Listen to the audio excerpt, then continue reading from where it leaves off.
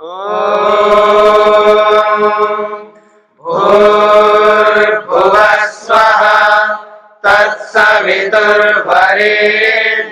भर्गो देवस्य धीमहि धियो यो नः प्रचोदयात्।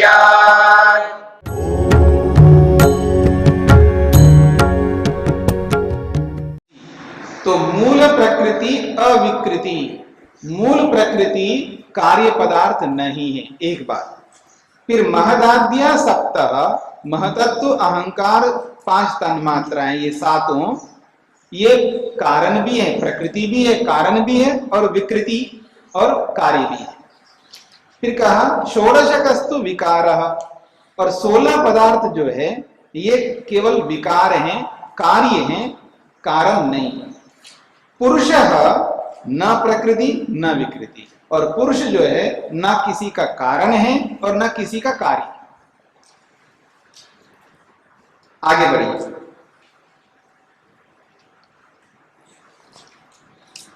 इसका इन्होंने दिया है एक चार्ट बना करके, आपने देखा होगा, चार्ट बनाए इन्होंने, इसको देख लेना आप। इस चार्ट में स्पष्ट रूप से उन्होंने लिख दिया है मूल प्रकृति जो है प्रकृति रेवा, अर्थात वो केवल प्रकृति है, वो न कार्य है न कारण है।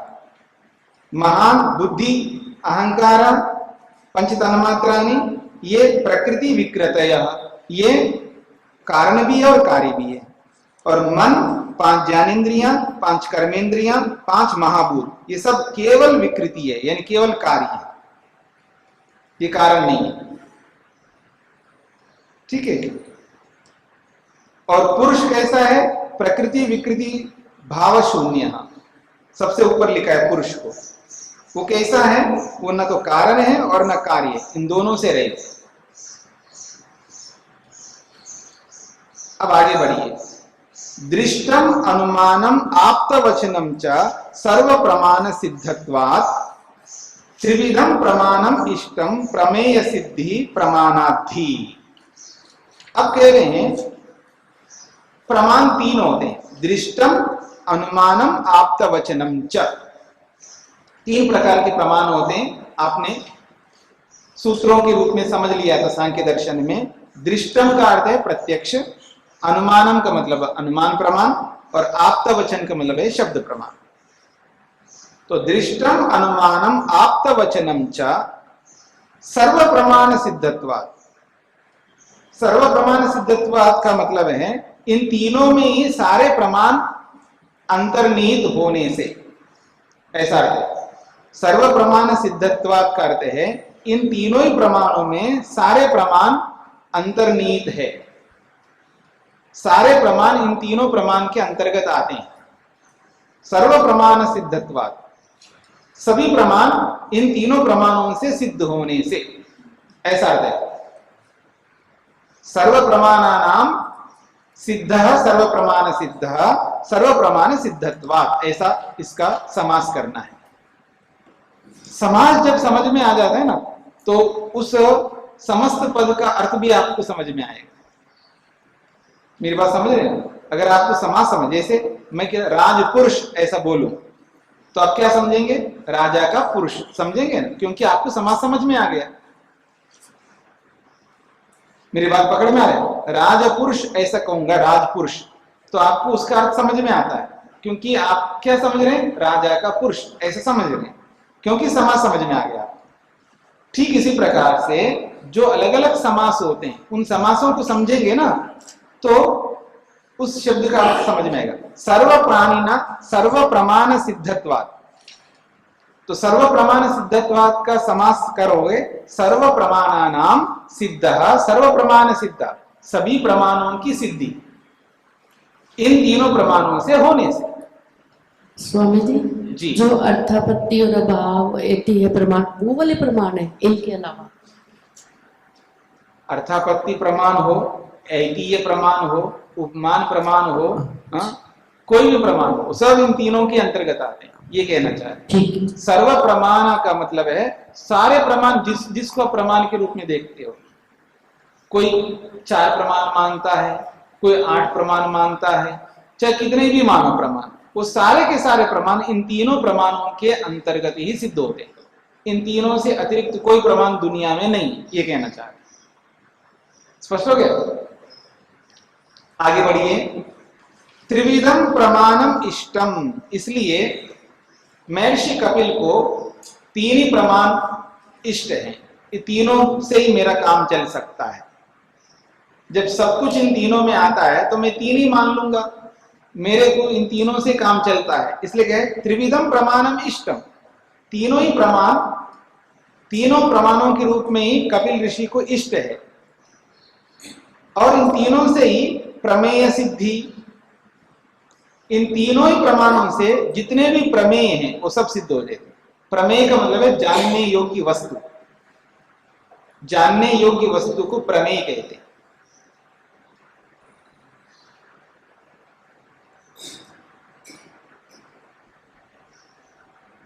प्रमा कहते हैं ज्ञान को,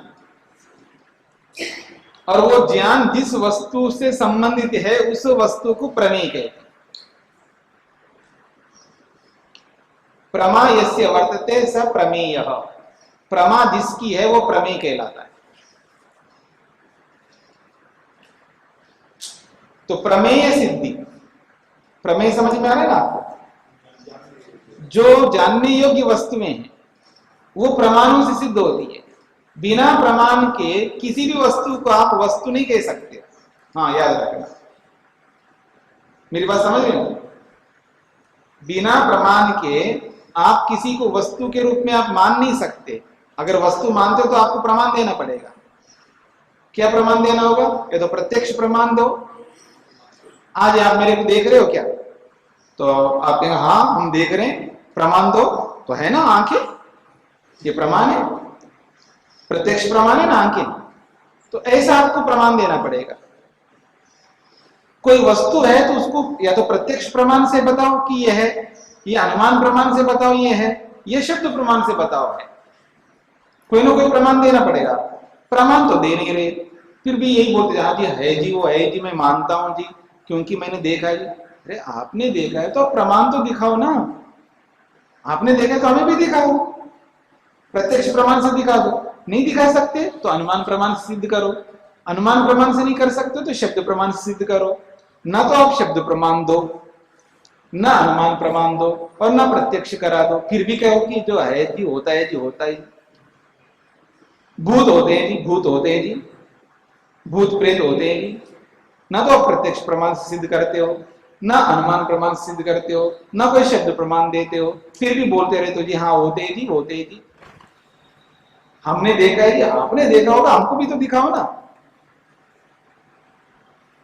अच्छा मेरे को नहीं दिख सकता तो दूसरे को दिखा दो ना। ये तो बहुत लोग बैठे हुए देखने के लिए तैयार है। तो अगर कोई वस्तु है, कोई भी वस्तु दुनिया में, तो उसको आपको प्रमाणों से सिद्ध करना पड़ेगा। इसलिए कहते हैं प्रमाणाद्धि। प्रमाणाद्धि का मतलब प्रमाणात ही, ऐसा है इसका। अब संधि को समझ लेंगे तो अब इसका विच्छेद कर सकते हैं। प्रमाणात ही, प्रमाणाद्धि, ऐसा। ठीक है? तो प्रमाण से ही प्रमेय सिद्धि, प्रमेयों की सिद्धि होती है। प्रमाणात ही प्रमेय सिद्धिर्भवति, प्रमाणों से ही प्रमेयों की सिद्धि होती है। इसलिए त्रिविधम प्रमाणम इष्टम, हम लोगों को तीन ही प्रमाण इष्ट है। तीन से अतिरिक्त हमें कुछ और नहीं चाहिए, ये कहना चाहते हैं। स्पष्ट हो गई थी ये बात? आगे बढ़िए। अब कहते हैं प्रतिविषय अध्यवसायी अध्यवसायो दृष्टम त्रिविधम अनुमानम आख्यातम। तल्लिंग लिंगी पूर्वकम आप्त श्रुति आप्त वचनम तु। कह रहे हैं प्रतिविषय अध्यवसाय दृष्टम। दृष्टम प्रत्यक्षम प्रमाण। दृष्टम का मतलब है प्रत्यक्ष प्रमाण। तो कैसा होता है? प्रतिविषय अध्यवसाय, प्रत्येक विषय को वो निर्णय देता है। प्रत्येक विषय का वो अध्यवसाय करता है या निर्णय करता है। प्रत्यक्ष प्रमाण जो है ना, प्रत्येक विषय का वो निर्णय देने वाला होता है। विषय का मतलब रूप का निर्णय, आंख रूपी प्रत्यक्ष प्रमाण से होता है। ठीक है। रस का निर्णय जीवा रसना इंद्रिय रूपी प्रत्यक्ष से होता है। गंध का निर्णय नासिका से होता है। ठीक है जी। ऐसे ही स्पर्श का निर्णय त्वचा से होता है, शब्द का निर्णय कान से होता है। तो ये प्रति विषय मतलब प्रत्येक विषय, कितने प्रत्येक विषय? 5 विषय। तो प्रत्येक विषय अर्थात 5 विषयों का अध्यवसाय निर्णय किससे होता है? दृष्टम, प्रत्यक्ष प्रमाण से होता है। ये बात स्पष्ट हो गई। अगली बात, त्रिविधम अनुमानम आख्यातम। और अनुमान जो है 3 प्रकार का होता है। त्रिविधम अनुमानम आख्यातम, आख्यातम उक्तम। 3 प्रकार का अनुमान होता है ऐसा हमने कह दिया, या हमने मतलब कपिल महामुनि ने कह दिया। 3 प्रकार का अनुमान होता है ऐसे ऋषियों ने कह दिया। और तीनों प्रमाण कौन होते हैं? पूर्ववत, शेषवत और सामान्य तो दृष्टम च। एक तो पूर्ववत प्रमाण होता है अनुमान, और एक शेषवत प्रमाण होता है अनुमान, और एक सामान्य तो दृष्ट प्रमाण होता है अनुमान। अनुमान के 3 भेद पहले भी आपके सामने आ चुके हैं। पूर्ववत का मतलब है पूर्व को देख करके बाद वाले को समझ लेते हैं हम लोग। जैसे पूर्ववत का उदाहरण मैं बता दूं आपको, बादलों को देख करके अनुमान किसका होता है? बरसात का। तो बादल पहले होते हैं ना, और बरसात बाद में होता है। तो बाद में होने वाली बरसात को हम पहले से जान लेते हैं मेघों को देख करके, इसको पूर्ववत कहते हैं। शेषवत का अर्थ ये होता है, शेष का अर्थ होता है बचा हुआ। शेष का अर्थ होता है बचा हुआ। तो अब देखिएगा, समुद्र के पास जाइए, जाकर के एक बूंद निकालिए, यानी उंगली लगाइए और लगा के उंगली ऊपर उठाइए और उंगली से टपकते उस बूंद को जीभ पर रख लीजिएगा। तो क्या समझ में आएगा आपको? पानी अम्ल युक्त है, लवण युक्त है। ये समझ में आएगा? लवण युक्त है। अब पूरे समुद्र को थोड़ा आपने चेक करके देखा, बचा हुआ जो भी समुद्र का पानी है उसका आपको क्या होता है? अनुमान होता है। ये शेषवत है। एक को देख लिया और जो बचा है उसको समझ लिया। शेष का मतलब बचे हुए। एक कमरे में आपने 3 बच्चों को रख दिया, आप यहाँ बैठ करके कुछ पढ़ाई कर लो, हम लोग कुछ काम कर रहे हैं। और उन 3 बच्चों में से एक बच्चे ने रोज जोर से चिल्लाया, बहुत जोर से चिल्लाया।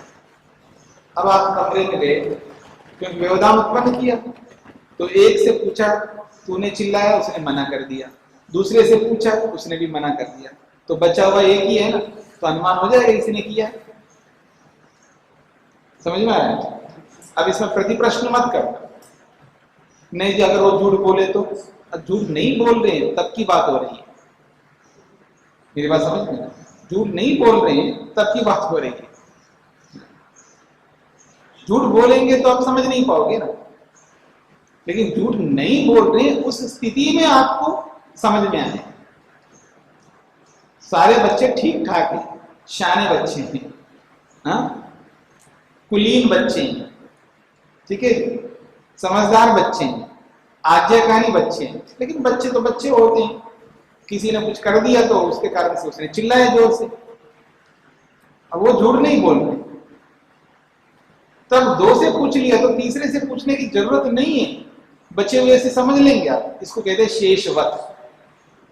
और सामान्य तो दृष्टि का मतलब है समान रूप से आप सब जगह देखते हैं, वही नियम दिखता है। सामान्य तो दृष्टि का मतलब है समान रूप से सब जगह देख के आप, ऐसे ही होता है। अच्छा, अभी तो आपको देखा था आगरा गेट पर, अभी 15 मिनट पहले आपको आगरा गेट पर देखा था, ठीक है। तो यहाँ आगे वापस आ, तो क्या है? चल कर के आया, अनुमान होता है। क्यों? सामान्य रूप से आप देखते हैं, चलते हुए लोग देखते हैं ना, चल करके जाते हुए देखा है ना आपने, सामान्य नियम आपको पता है ना, अगर कोई एक जगह से दूसरी जगह पहुंचता है तो चल करके जाता है, ये सामान्य नियम आपको पता है ना, ये पता है आपको। तो अब इनको आपने दिल्ली में देखा था 2 दिन पहले, यहां देखा तो यहां भी मिल गए, तो क्या अनुमान लगाओ?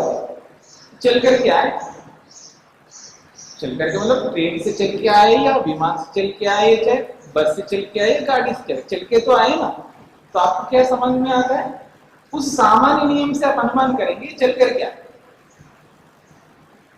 इसको कहते हैं सामान्य नियम। इसको सामान्य तो दृष्टि, समान रूप से जो देखते हैं हम लोग संसार में, उसके आधार पर जब आपको समझ में आता है उसको सामान्य तो दृष्टि अनुमान कहते हैं। बचे हुए को देख करके जो आपको समझ में आता है उसको शेषवत कहते हैं। और पूर्ववत उसको कहते हैं कि अब जो बरसात हो रही है इससे आपको अनुमान होता बादल के कारण से बरसात हो, इस वर्षा से पहले बादल थे, ठीक है। तो ये पूर्ववत कहता है। तो पूर्ववत, शेषवत और सामान्य दृष्टि, इस प्रकार से 3 प्रकार के प्रमाण होते हैं, ये कहना चाहते हैं। तो फिर कह रहे हैं ये कैसा होता है अनुमान, तो उसको समझा है तल लिंग लिंगी पूर्वकम, वो लिंग लिंगी पूर्वक होता है अनुमान। लिंग कहते हैं चिन्ह, सिंबल, और लिंगी उसको कहते हैं जिस सिंबल से, जिस चिन्ह से जिसको आप समझ रहे हैं उसको लिंग कहते हैं। मतलब जिस चिन्ह से जो चीज समझी जा रही है उस चीज को लिंगी कहते हैं।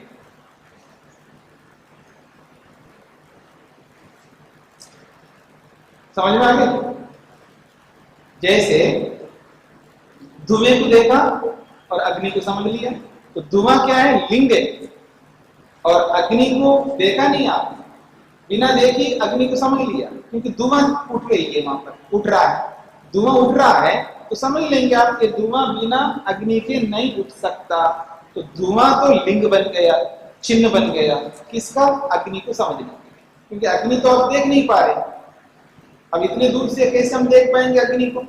लेकिन ऊपर उठता हुआ धुआं तो दिखाई दे रहा है, धुआं जो है लिंग बन गया और जो अग्नि है वो लिंगी बन गया। तो लिंग से लिंगी का अनुमान होता है। ये बात पकड़ में आ रही है? तो अनुमान कैसे होता है उसका उत्तर बताया है, लिंग से लिंगी का अनुमान होता है। तो लिंग लिंगी पूर्वकम अनुमानम भवति, लिंग के माध्यम से लिंगी को जानने का स्वरूप जो है अनुमान में होता है। फिर कहा आप्त श्रुति आप्त वचनम का, और एक तो शब्द प्रमाण होता है, वो 2 प्रकार से होता है। एक तो आप्त श्रुति, किसी आप्त व्यक्ति से सुनते हैं, अथवा यूं कहिए आप्त श्रुति से वेद है। आप्त श्रुति का मतलब वेद है, वेद से आपको जानकारी मिलती है, अथवा आप्त वचनम, जो आप्त लोग होते हैं जिसे हमको समझ में आता है। जो आप्त लोग होते हैं, माँ से समझ में आता है ना, मैं तेरी माँ हूं, पिता बोलते मैं तेरा पिता हूं, वही आप्त लोग है। उनके कारण से ही हमको जानकारी मिलती है माँ बाप कौन है, वो आप्त है, वो झूठ नहीं बोल सकते। चाची ताऊ, हाँ, ये सब झूठ नहीं बोलते हैं। झूठ नहीं बोलते मतलब है ये तेरे माता पिता है, इस संदर्भ में तो झूठ नहीं बोलते हैं ना। ऐसा कोई आपके चाचा ताऊ है जो आपको झूठ बोला हो कि ये आपके माता पिता नहीं है, ये गलत बोला हो, ठीक है? तो वो आपको बन जाते हैं ना, विकल्प में मत जाना। अब कोई बुद्धि से भ्रष्ट हो गया हो, वो तो बोलेगा कुछ भी, बुद्धि भ्रष्ट व्यक्ति की बात नहीं कर रहा। बुद्धि ठीक ठाक जिसकी है वो व्यक्ति सच ही बोलेगा, तो वो आपको व्यक्ति बनते हैं। तो माता पिता भी आपको बनते हैं, मित्र भी बनते हैं, ठीक है ना, और अच्छे पड़ोसी भी बनते हैं। आप तो सभी बन सकते हैं किसी ना किसी विषय, जिस विषय को जो जानते हैं उस विषय में वो आप तो बन जाते हैं हमारे, ठीक है। तो कहते हैं आप्त श्रुति। शब्द प्रमाण कौन है? श्रुति, वेद शब्द प्रमाण है, वो आप्त है। और आप्त वचनम, और आप लोगों के जो वचन है वो भी शब्द प्रमाण। तो दो प्रकार से शब्द प्रमाण को यहाँ स्थापित किया है। अगली बात,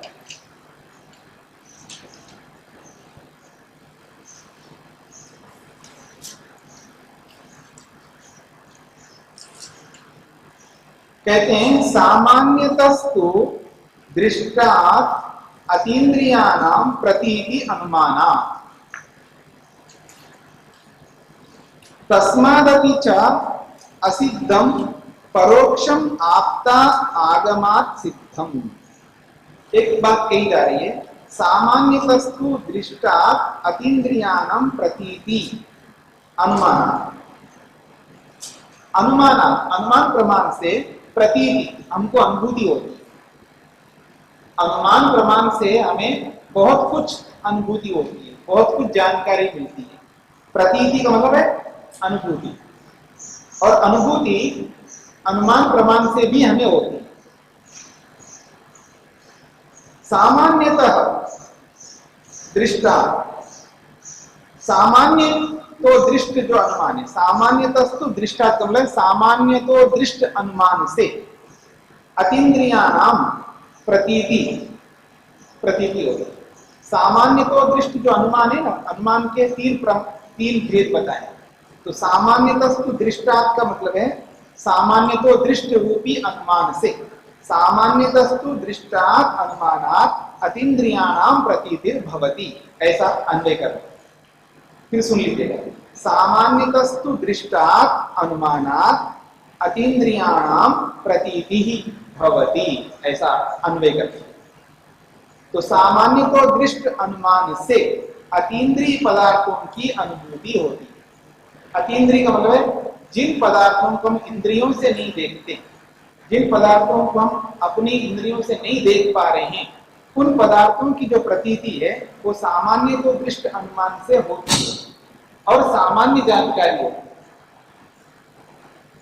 ठीक है जी, प्रतीति तो होती है लेकिन उसकी प्रतीति सामान्य रूप से होती है। जैसे ईश्वर है, अतीन्द्रिय है ना, ईश्वर तो अतीन्द्रिय है, इंद्रियों से दिखता नहीं है। ईश्वर का भी हम अनुमान करते हैं, करते नहीं करते? और कैसे अनुमान करते हैं? सामान्य तो दृष्ट अनुमान से करते हैं।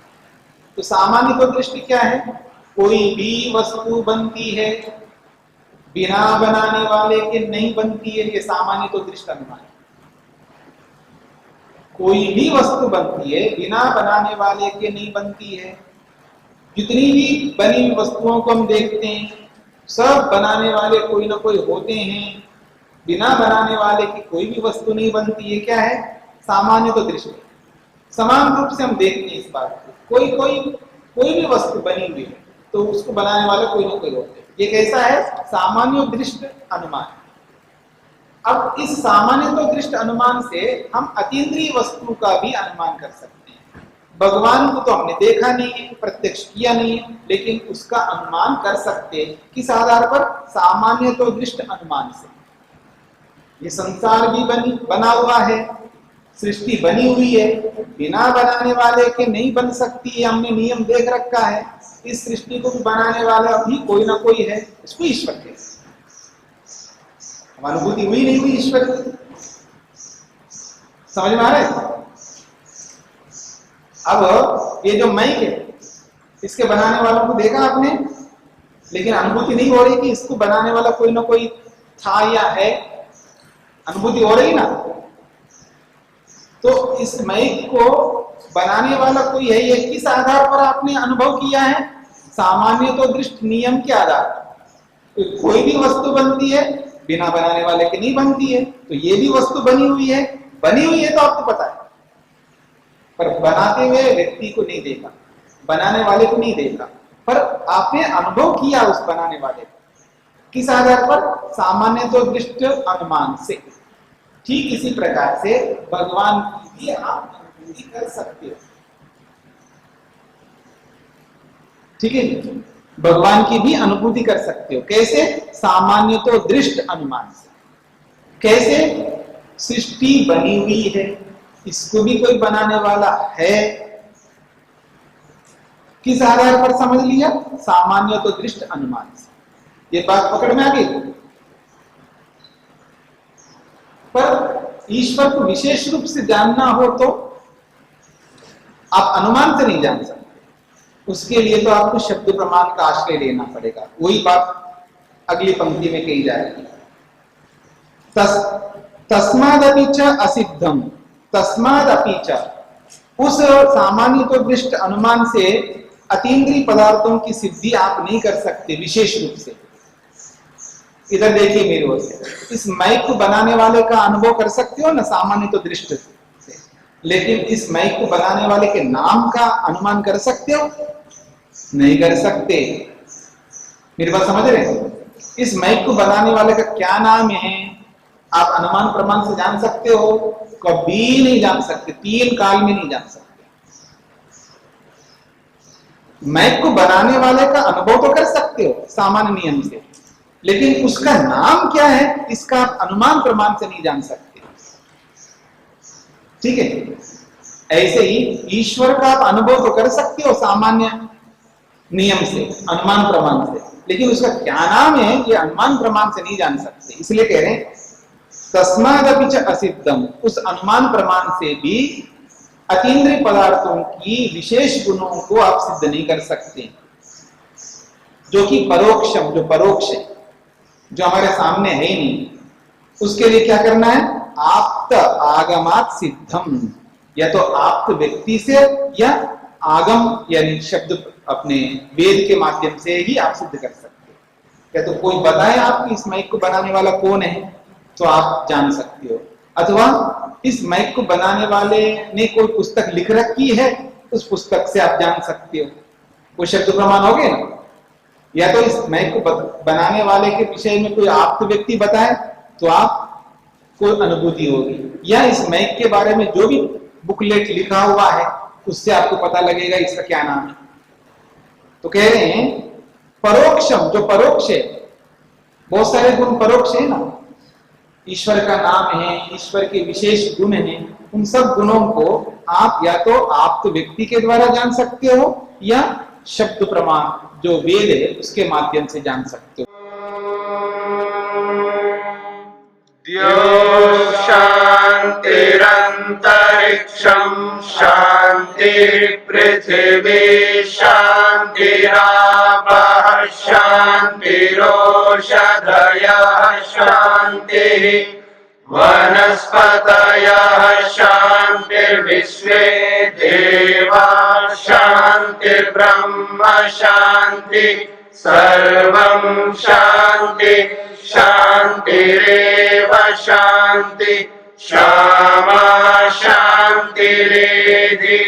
ॐ शान्ति शान्ति शान्तिः।